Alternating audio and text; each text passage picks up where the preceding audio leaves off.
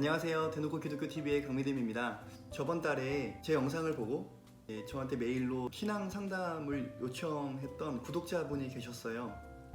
근데 이제 마음에 답답함이 있었는지 찾아와서 저랑 좀 얘기를 하고 싶다고 하더라고요. 그래서 제가 얼마든지 오라 그래서 진짜로 이제 와서 교제를 나눴어요. 20대 초반의 자매님이었는데 그 자매님이 가지고 있었던 가장 큰 고민이 뭐냐면은 내 안에 믿음이 없는 것 같다라는 거예요. 왜 그런 생각을 하냐 이렇게 물어보니까 자꾸만 예전에 본인이 받았던 상처, 아픔, 그리고 본인이 가지고 있는 나의 어떤 옛사람의 좀 추악한 모습, 그런 건 누구나가 다 있잖아요. 그런 부분들이 계속해서 다시 막 이제 올라올 때마다 너무 힘들다는 거죠.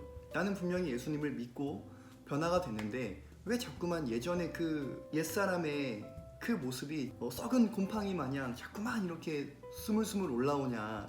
그래서 이런 부분 때문에 본인이 내가 아직 변화된 게 아닌가? 왜냐면 또 이런 것들이 실제적으로 행동으로 또 말로 나오잖아요. 이 죄를 짓게 되잖아요. 그러니까 내가 아직 변화된 게 아닌가? 그런 속상한 마음이 너무 커서 이제 답답한 마음에 멀리서 찾아와 주셨는데 약 3시간 정도 같이 깊이 있게 교제를 이렇게 나누다가 이제 마음의 평안을 가지고 잘 돌아가셨어요. 여러분 한번 물어볼게요. 믿음이 왜 흔들리는 걸까요? 믿음이 흔들리는 이유는요, 이 믿음이 내 것이라고 생각하니까 흔들리는 거예요. 그러니까 지금 이 답답한 마음을 가지고 있는 분들의 가장 큰 착각이 뭐냐면, 어디에서 지금 속고 있냐면, 이 믿음이 마치 내 것인 것처럼 생각을 하니까 이게 흔들리는 거죠. 왜냐면 내가 흔들리니까. 에베소서 2장 8절 말씀에 그런 말씀이 있어요. 너희가 그 은혜로 인하여 믿음으로 말미암아 구원을 얻었으니 이것은 너희에게서 난 것이 아니고 하나님의 선물이라 라고 얘기해요. 분명히 말해요. 이것은 너희에게서 난 것이 아니고 하나님이 주신 거다라고 얘기해요. 그럼 그 믿음이 누구 거예요? 내 것이 아니라 하나님 거죠. 믿음이 내 것이라고 생각을 하니까 그게 이제 삶의 열매로 나타나질 않는 거죠. 믿음은 반드시 행함을 동반하잖아요. 열매가 나오기 마련이잖아요. 근데 그 행함의 열매가 안 나오니까 자꾸만 답답해하고 내가 믿음이 없나라고 생각을 하는 거예요. 누가복음 17장 말씀에 보니까 예수님이 제자들한테 그런 말씀을 해요. 누군가가 너희들한테 잘못을 한다면 7번이라도 용서해줘라. 7이라는 숫자는 완전수죠. 그러니까 횟수를 7번만 딱 용서하라는 말이 아니라 사실은 무조건 항상 용서해줘라, 그 말을 하는 거예요. 근데 사실은 여러분, 정말 내 마음을 힘들게 하고 속상하게 하고 내 마음에 상처를 이렇게 준 그 사람, 그러니까 원수라고 할게요. 그 원수가 내 앞에 있으면 여러분, 이 마음이 정말 이게 용서한다는 건 쉽지 않거든요. 근데 7번, 그러니까 항상 용서해주라는 말이 제자들한테는 너무 버거운 거예요. 그러니까 제자들이 뭐라고 말하냐면, 주님, 우리에게 믿음을 더하소서 라고 얘기를 해요. 믿음을 더해달라 그래요. 근데 주님께서 뭐라고 말씀하시냐면은, 너희에게 이 겨자씨 하늘 만한 작은 믿음만 있었어도 뽕나무더러 뽑혀서 저리로 옮기우라 하면은 이게 그 너희들의 그 말에 순종해서 옮겨질 것이다 라고 얘기를 해요. 우리가 지금 제자들의 관점과 예수님의 관점에서 어떤 다른 점을 봐야 되는 거냐면은, 제자들은 본인들이 믿음이 이미도 있는 상태에서 난 믿음이 있는데 믿음이 내가 부족한가 보다, 믿음을 더해주세요 라고 말하는데, 예수님의 관점에서 뭐라는 거냐면은 너희들이 믿음이 겨자씨 하나만큼도 없다라는 거죠. 없기 때문에 그 말을 한다라는 거예요. 그러니까 지금 내가 뭔가 삶 가운데 내가 원하는 열매들이 막 안 맺히니까 주님, 나에게 믿음을 더 주시면 제가 할 수 있을 것 같습니다 라고 말하겠지만, 사실은 뭘 고백해야 되는 거냐면, 하나님, 저는 지금 믿음이 없어요 라고 말할 수 있어야 된다는 거죠. 이 믿음이 내 것이 아니고 주님의 것이니까 주님이 이 시간 저에게 그 믿음을 주신다면 저는 그 작은 믿음, 여러분, 그 수로보니게 여인 알죠? 그 예수님이 그랬잖아요. 자녀들에게 줄 빵을 개들한테 주는 게 마땅치 않다라고 얘기를 해요. 그러니까 이 여인이 뭐라고 고백을 하냐면, 주님, 이 개들도 주인의 상에서 떨어지는 부스러기를 먹지 않습니까? 그 얘기를 하는 거예요. 그러니까 이 여인의 중심은 뭐냐면, 이 부스러기만큼이라도 좋으니까 그것만으로도 내 사랑하는 딸이 이 귀신으로부터 완전히 자유하게 될 것을 믿습니다. 그거거든요. 그걸 보고 나서 예수님 뭐라고 말씀하시냐면은, 여자여, 내 믿음이 크도다, 이렇게 말하는 거예요. 참 아이러니하겠지만 여러분, 믿음이 없다라고 고백하는 그게 믿음인 거죠. 여러분 다시 말씀을 드릴게요. 이 믿음이라는 건 내 것이 아니에요. 내 것이라고 생각을 하니까 답답한 거죠. 생각해 보세요. 이 믿음이 내 것일 때 안정적일까요? 아니면 하나님 것일 때의 안정적일까요? 만약에 이 믿음이 내 것이면 100번이고 1000번이고 10,000번이고 계속해서 흔들릴 거예요. 근데 이 믿음이 하나님 거라면 흔들릴 리가 없죠. 하나님은 완전하신 분이고 하나님 자체가 흔들림이 없는 분이니까요. 여러분 그래서 이 믿음이라는 말은요, 하나님은 신실하다라고 말할 때 그 신실하다라는 그 표현과 같은 단어예요. 신실하다는 말이 무슨 말이죠? 한번 하나님이 약속했다면 그 약속은 반드시 이루어진다라는 거죠.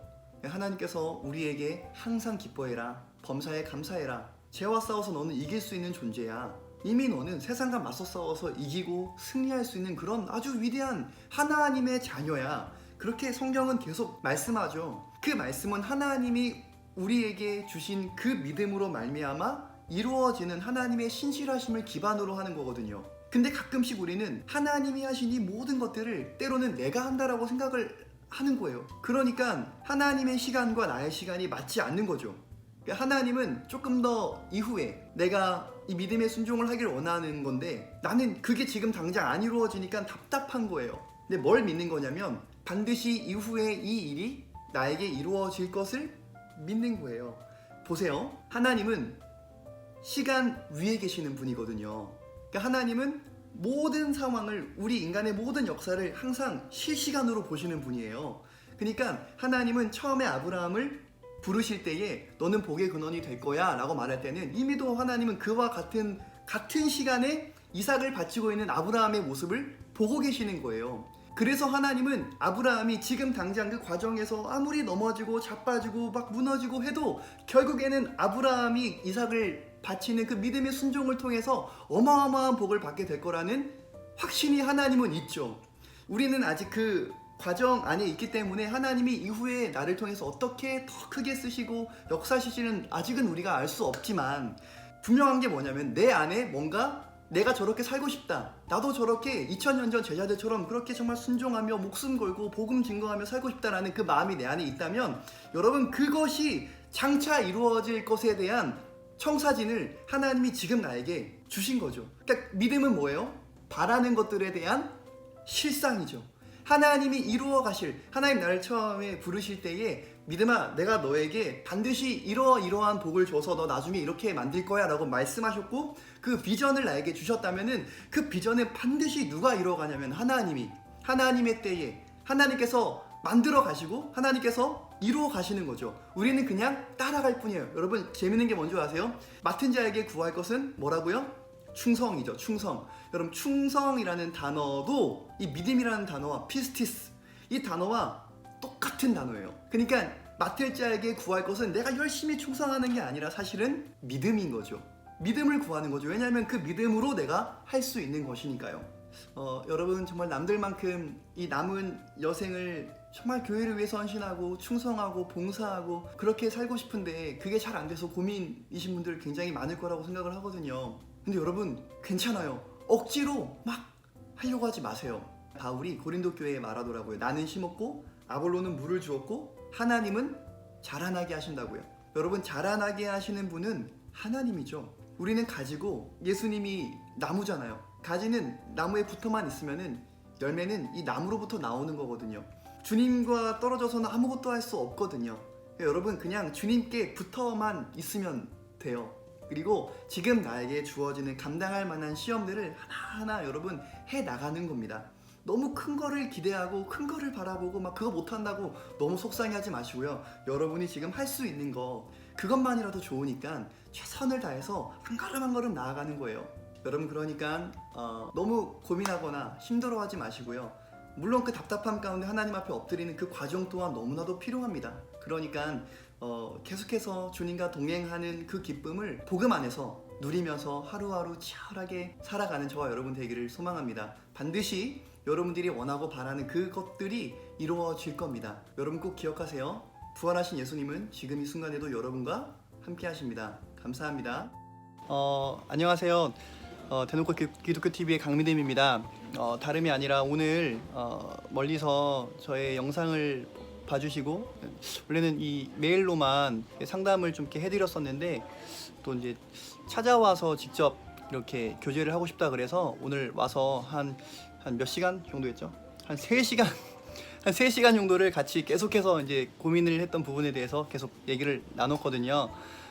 지금 이제 다 마치고 지금 이제 돌아가려고 하는데 제가 아주 조심스럽게 혹시 인터뷰를 요청을 했더니 아주 흔쾌히 또 해주겠다고 해서 또 이렇게 시간을 좀 가지게 되었습니다.